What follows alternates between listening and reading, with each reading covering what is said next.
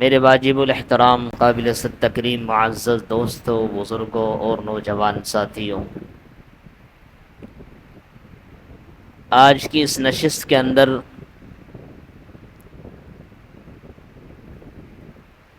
خلیفۃ المسلمین،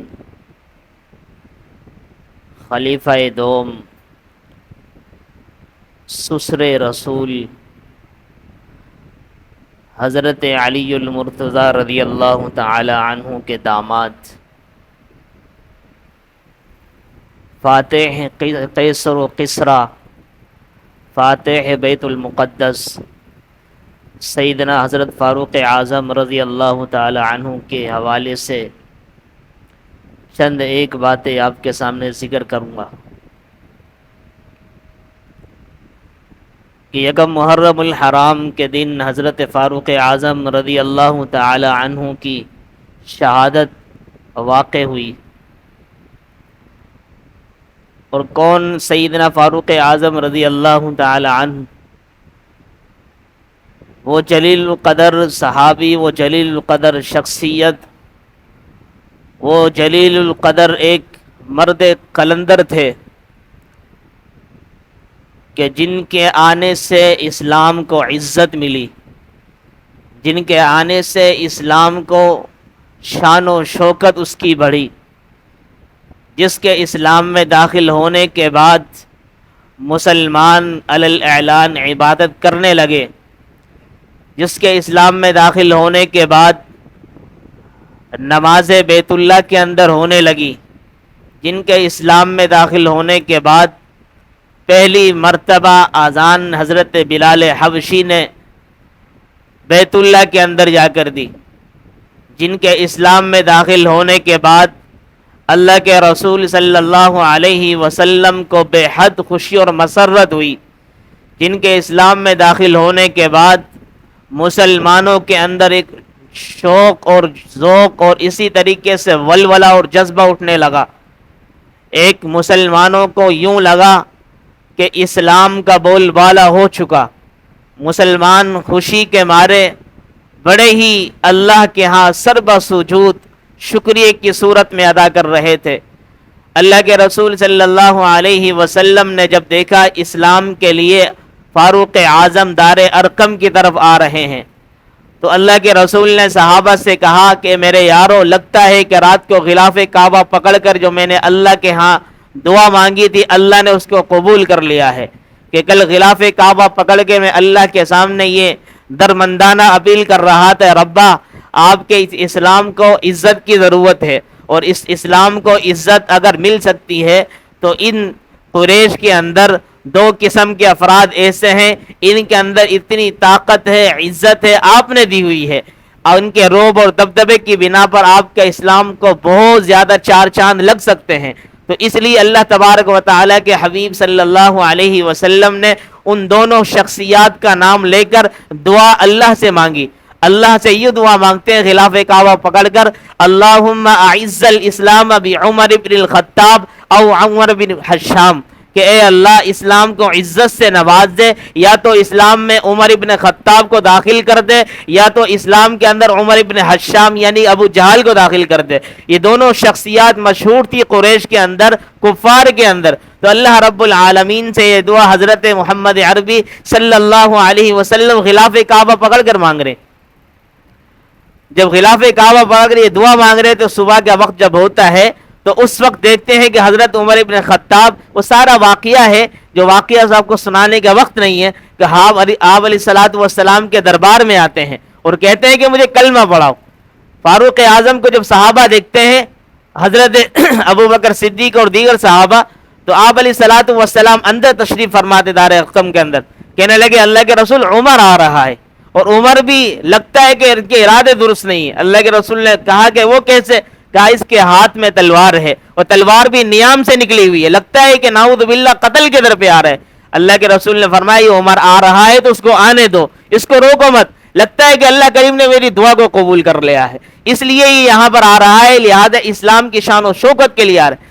جیسے فاروق اعظم اندر داخل ہوتے ہیں، فوراً اسلام کے اندر جیسے اللہ کے حبیب صلی اللہ علیہ وسلم ان کو غسل کا کہتے ہیں. غسل کرنے کے بعد اسلام پڑھا کر اسلام میں کلمہ پڑھا کر اسلام میں داخل کرتے ہیں. کرنے کے بعد جو اللہ کے رسول کو خوشی ہوتی ہے, مسرت ہوتی ہے, صحابہ کے اندر خوشی اور ولولے, ایک نعرے کی ایک گونج اٹھتی ہے, نعرہ تکبیر اللہ اکبر کے نام سے. صحابہ سارے خوش اٹھ بیٹھتے ہیں, پتہ چلتا ہے اللہ کے رسول بہت خوش ہوتے ہیں, بہت خوش ہوتے ہیں. خدا کی قسم پھر سینے پہ ہاتھ رکھتے ہیں اللہ کے رسول فاروق اعظم کے.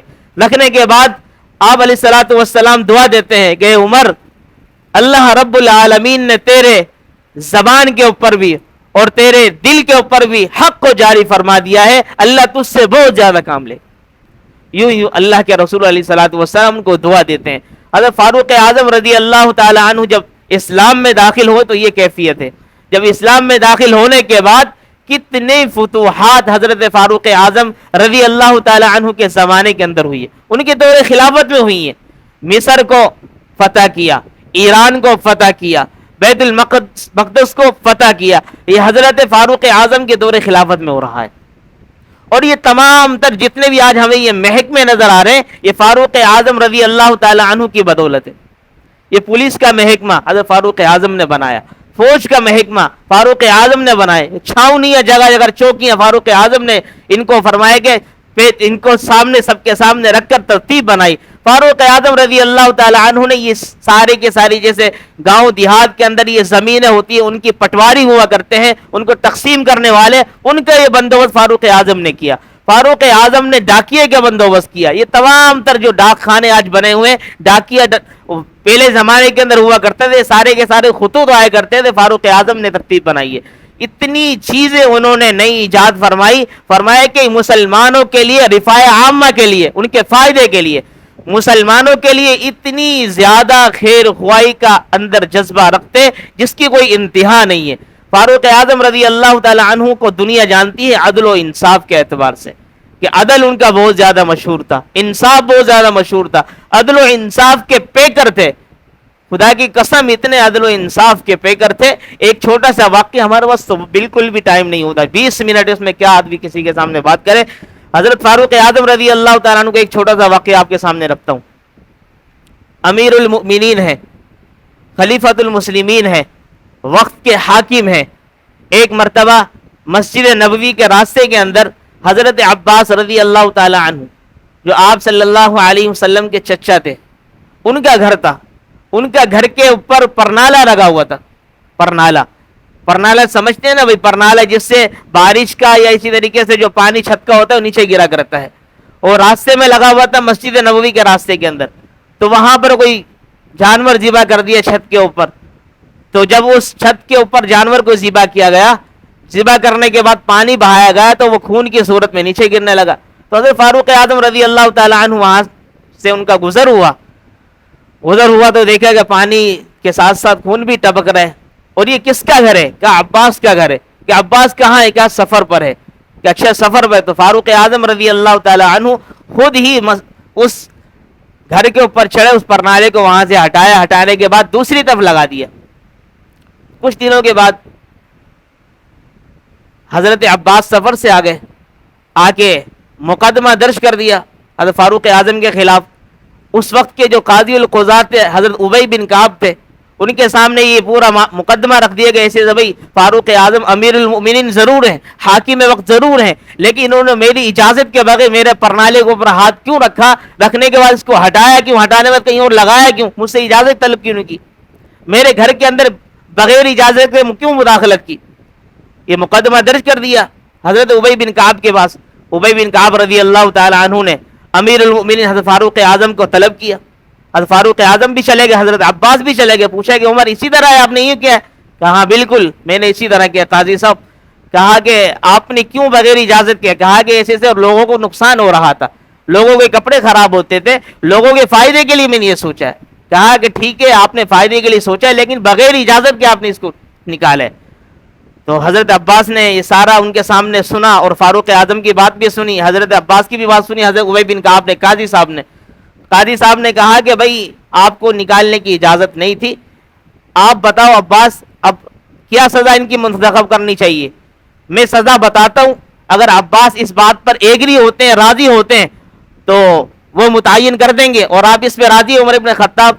عمر نے کہا کہ قاضی صاحب ایک بات میری سن لیں آپ، کہ ایسے ایسے آپ، میں آپ کو بتاتا ہوں، تجویز میں بتاتا ہوں، اگر تجویز آپ کو پسند آئے، عباس اس کے اوپر راضی ہو تو ٹھیک ہے، ورنہ تو آپ کی مرضی ہے۔ کہتے یہ کہ میں اعلان کرتا ہوں پورے مدینہ کے اندر سب کے سامنے اعلان کرتا ہوں یہ مجھ سے غلطی ہوئی ہے، میں نے یہ غلطی کی ہے، اس غلطی کو میں تسلیم کرتا ہوں اور معافی مانگتا ہوں، اور اسی طریقے سے اب میں یہ اس کے لیے گارا بناؤں گا اپنے ہاتھ سے، گارا بنانے کے بعد میں اس کے سامنے گھوڑا بن جاؤں گا، نیچے میرے کندھے پر عباس کھڑے ہو کر اس پرنالے، بلکہ میں گھوڑا بن جاؤں گا، پرنالے کو یہ عباس رضی اللہ تعالیٰ عنہ فرمایا کہ اپنے ہاتھ سے وہاں پر لگائے۔ یہ ٹھیک ہے؟ عباس نے کہا بالکل ٹھیک ہے۔ ہوا اسی طرح تھا کہ عباس نے کہا کہ میں کبھی بھی آپ کو اس چیز کی زحمت نہیں دیتا، یہ پرنالہ میں نے نہیں لگایا تھا، یہ پرنالہ لگانے والے آپ صلی اللہ علیہ وسلم، آپ علیہ الصلوۃ والسلام نے فرمایا کہ گارا تیار کروایا تھا، کروانے کے بعد پھر حضرت محمد عربی صلی اللہ علیہ وسلم بالکل گھوڑے کی صورت اختیار کر گئے تھے، ان کے اوپر میں کھڑا ہوا، عباس کہنے لگے پھر میں نے اپنے ہاتھ سے اس پرنالے کو لگایا کہ اس لیے اللہ کے رسول کے ہاتھ کا لگا ہوا پرنالہ تھا، اس نے اس کو ہٹایا، اس لیے مجھے اس چیز پہ غصہ ہے کہ اللہ کے رسول نے یہ کام کیا تھا، انہوں نے کیوں ہٹا دیا؟ حضرت فاروق اعظم نے کہا کہ آپ پرواہ نہ کریں، میں اپنی عزت کی پرواہ نہیں کرتا، میری عزت اسی میں ہے جو عدل و انصاف کے اندر، جو اسلام کے اندر، جو ایمان کے اندر ہے۔ فاروق اعظم نے کہا میں گھوڑا بنوں گا اور اسی طریقے سے گارا بناؤں گا، آپ پرنالے کو لگانا۔ حضرت عباس پرنالے کو لگا رہے ہیں، گارا کبھی فاروق اعظم کے گال کے اوپر گرتا ہے، کبھی جسم پہ گرتا ہے، کبھی یہاں گرتا ہے، کبھی یہاں گرتا ہے، تو پوری دنیا اس منظر کو دیکھ رہی تھی۔ دیکھنے کے بعد حضرت عباس نیچے اترے، زاروں خطار رو رہے، کہنے لگے اب کہ فاروق اعظم خدا کی قسم آپ کی عدل و انصاف کو دکھانے کے لیے میں نے عمل کیا ہے، کہ تاکہ دنیا کو پتہ چل جائے کہ مسلمانوں کا حاکم ایسا ہوتا ہے کہ آپ کے کبھی چہرے کے اوپر گارا گر رہا ہے، کبھی جسم پر گر رہا ہے، لیکن آپ نے اف سے تف نہیں کہا۔ فاروق اعظم کہتے ہیں عباس میں اس چیز کو فخر محسوس کر رہا تھا کہ اللہ کے رسول کی طرح مشابہت ہو گئی میری، اور اسی لیے آپ نے کہا کہ آپ نے عدل و انصاف ایسے کر کے دکھلایا ہے کہ امیر المؤمنین ہے۔ آج کے امیر المؤمنین کو دیکھو، آج کے مسلمانوں کے حکمراں کو دیکھو، خدا کی قسم اس طرح کے واقعات سے سبق حاصل کرنا چاہیے کہ ایسے فاروق اعظم رضی اللہ تعالیٰ عنہ بالکل اپنی اس کے اندر تھوڑی سی بھی ملامت نہیں سمجھتے، کہ تھوڑی سی بھی بے عزتی نہیں سمجھتے۔ آج کے ذرا سے کوئی کسی کے سامنے تھوک دے تو اس تھوک کو اپنے اوپر ملامت سمجھتے، میرے اوپر تھوکا کیوں، میری طرف تھوکا کیوں؟ لیکن فاروق اعظم رضی اللہ تعالی عنہ عدل و انصاف کے یہ پیکر تھے، یہ کارنامے انہوں نے انجام دیے۔ ایسے کئی واقعات ہیں۔ ایک مرتبہ فاروق اعظم رضی اللہ تعالی عنہ رات کو گشت کر رہے تھے، رات کو گشت کر رہے ہیں، دیکھا کہ بھئی ایک اماں ہے جس کے بیچاری کے 5-6 بچے ہیں، شوہر غالباً نہیں ہے، ان 4-5 بچوں کے لیے بیچاری دن میں نکلتی نہیں ہے، جب رات کو سب سو جاتے ہیں تو مشکیزہ لیتی ہے، مشکیزہ لینے کے بعد پانی بھرتی ہے، پانی بھرتی ہے رات کے اندھیرے کے اندر، اور وہ پانی بھر کر لے کر آ رہی ہیں، اور حضرت فاروق اعظم جاتے ہیں کہ اماں آپ کے کیوں کوئی خادمہ نہیں ہے؟ کیا نہیں؟ آپ کے شوہر کا نہیں ہے؟ اچھا، کیا آپ کے بچے کتنے؟ اتنے بچے، کیا آپ کہاں رہتی ہیں؟ فلاں جگہ پر رہتی ہیں، کیا ٹھیک ہے آپ ایسے کریں مشکیزہ مجھے دیں؟ کیا نہیں میں خود بھر لوں، کیا نہیں مشکیزہ مجھے دے، میں آپ کے گھر تک لے کر جاتا ہوں۔ مشکیزہ بھرا، فاروق اعظم نے ان کے گھر تک پہنچایا، اور اسی طریقے سے آپ کو میں خادمہ کا سسٹم کروا دیتے ہیں، آپ صبح آ جانا فاروق اعظم کے پاس، ان کے بعد آ جانا، ان سے خادمہ طلب کر لینا، آپ کو خادمہ مل جائیں گے۔ کہا کہ نہیں فاروق اعظم کے پاس میں کیسے آ سکتی ہوں؟ کہ آپ آنا، آپ وہاں پر آؤ گے تو انشاءاللہ مجھے بھی وہیں پاؤ گے۔ صبح حضرت فاروق اعظم کی اس دھرتی کے اندر وہ اماں آئی تھی، وہ دیکھتی ہے کہ یار یہ تو وہی شخص ہے جو رات کو مشکیزہ اٹھا کر میرے گھر تک چھوڑ کر آیا تھا۔ کہا کہ میں ہی تو عمر ہوں۔ کہا کہ سب سے پہلے مجھے اسلام میں داخل کریں، اگر آپ ہی ایسے مسلمان امیر المؤمنین ایسے خلیفہ ہیں تو ایسے خلیفہ کے تو کیا ہی کہنے، ایسے مسلمان خلیفہ اگر ہو جائیں تو پوری کی پوری دھرتی کے اندر اسلام نافذ ہو جاتا ہے۔ تبھی تو یہود و نصارہ نے اپنی کتابوں میں لکھا ہے کہ عمر جیسا شخص اگر 10 سال اور زندہ رہ جاتا تو یہودیت کا نام و نشان اور کفر و ظلم کا نام و نشان پڑ جاتا۔ خدا کی قسم اتنے جلیل قدر صحابی گزرے، اور ایسے زبردست با کمال انسان تھے کہ جس کے بارے میں اللہ کے حبیب نے فرمایا لو کان بعدی نبی لکان عمر، کہ میرے بعد اگر نبوت کا سلسلہ جاری و ساری رہتا تو اس نبوت کے لائق اور فائق جو شخصیت ہوتی وہ عمر ابن خطاب ہوتی۔ اللہ رب العالمین نے ایسے کمالات سے نوازا تھا۔ اللہ کی قسم قرآن میں چند آیات ایسی ہیں جو حضرت فاروق اعظم رضی اللہ تعالی عنہ نے اپنی زبان سے نکالی بطور رائے کے، بطور مشورے کے اللہ نے اس کو قرآن بنا دیا. ایک مرتبہ مشہور ہے آپ کے سامنے منافق اور ایک یہودی کا قصہ، آپ سنتے رہتے ہیں دیگر کتابوں کے اندر، بہت ہی معروف ہے کہ ایک منافق اور اسی طریقے سے یہودی کا کوئی معاملہ ہوا کوئی زمین کے حوالے سے. تو وہ آپ علیہ الصلوۃ والسلام کے پاس چلے گئے، تو آپ علیہ الصلوۃ والسلام نے یہودی کے بارے میں یہودی کے حق کے اندر وہ فیصلہ دے دیا.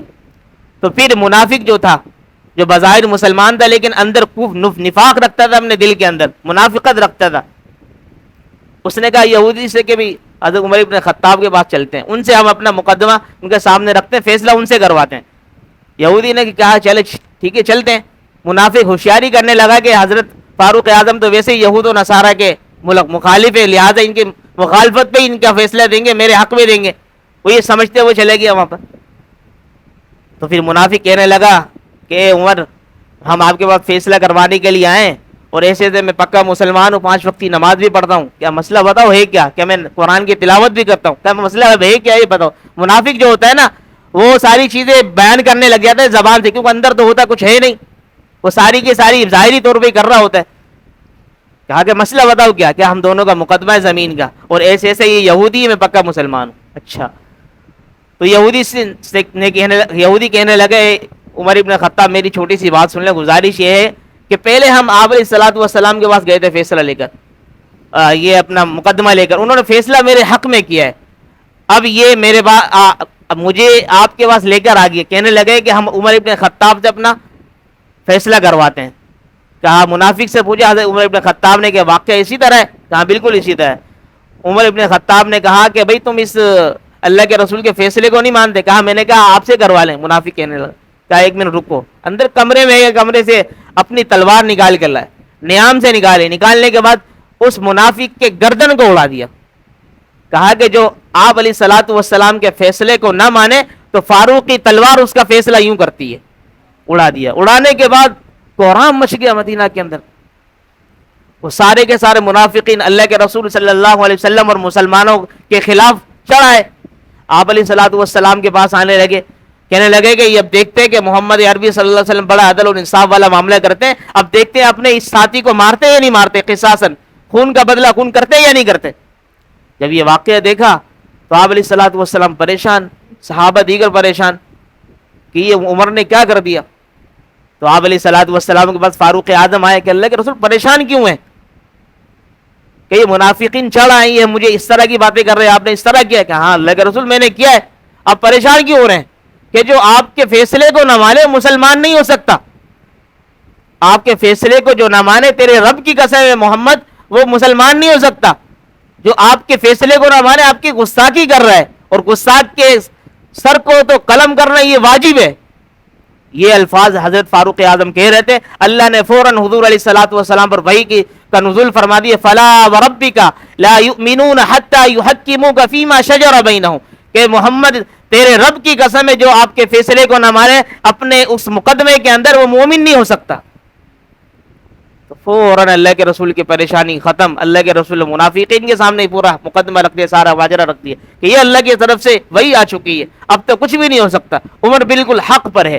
اس لیے تو اللہ کے رسول نے فرمایا تھا ان اللہ جعل الحق علی لسان عمر وقلبی، کہ اللہ رب العالمین نے عمر کی زبان پر اور عمر کے فرمائے کہ دل کے اوپر حق کو جاری فرما دیا. عمر جب بھی بولتا ہے تو قرآن، ایسے ایسے مشورے سبحان اللہ کہ جس کی کوئی انتہا نہیں. آئے ایک مرتبہ آپ علیہ الصلوۃ والسلام کے ساتھ طواف کر رہے، طواف کے بعد وہاں پر مکہ کے اندر ہیں، وہاں مقام ابراہیم کو دیکھ رہے ہیں. دیکھنے کے بعد نماز پڑھنے لے گئے. آپ حضرت ابراہیم علیہ الصلوۃ والسلام کا وہاں پاؤں مبارک کا نشان ہے، وہاں پر نماز پڑھنے لگے. تو آپ علیہ الصلوۃ والسلام سے کہنے لگے اللہ کے رسول میرا دل چاہتا ہے کہ یہاں پر ہر ایک مسلمان آنے والا نماز پڑھے، یہ جگہ بن جانی چاہیے نماز کے لیے. یہ بات ابھی ہو رہی ہے آپ علیہ الصلوۃ والسلام سے حضرت فاروق اعظم کی. اللہ نے فوراً وحی کا نزول فرما دیا واتخذوا من مقام ابراہیم مصلی، اے محمد عربی اس مقام ابراہیم کو نماز کی جگہ بنا دو. خدا کی قسم زبان سے جو زمین پہ بولتے ہیں اللہ اس کو قرآن بنا دیتے ہیں. ایسے تھوڑی اللہ کے رسول نے فرمایا تھے میرے بعد اگر کوئی نبوت کا سلسلہ جاری رہتا تو محمد عربی کے بعد عمر ابن خطاب اس لائق تھے کہ وہ پیغمبر بنتے. تو حضرت فاروق اعظم رضی اللہ تعالی عنہ وہ شخصیت ہے کہ ان کے عدل و انصاف بھی مشہور ہے، ان کی پاک دامنی بھی مشہور ہے، ان کے قرآن کے بارے میں سارے واقعات موجود ہیں. ان کی تو کتنی زیادہ کیا بتاؤں تعریف کی جائے کم ہے. وقت ہمارے وقت ختم ہو چکا ہے، لہٰذا انشاءاللہ آئندہ جمعے کے اندر بھی ان کی شہادت کے اوپر اور اسی طریقے سے ان کے کچھ فضائل کو آپ کے سامنے بیان کیا جائے گا. اللہ تعالیٰ سے دعا ہے کہ اللہ رب العالمین ہمیں ان حضرات کے نقش قدم پر چلنے کی توفیق عطا فرمائے. وما علینا الا البلاغ.